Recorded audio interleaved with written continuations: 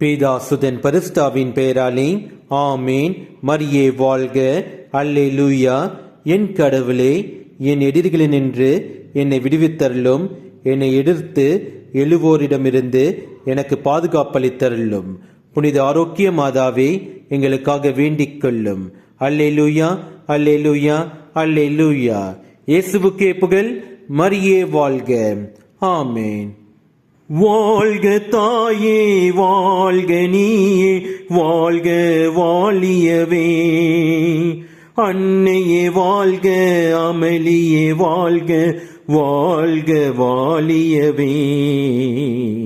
அமலோற்பவியே, அருள் நீரை தாயே, வாழ்க வாழ்க.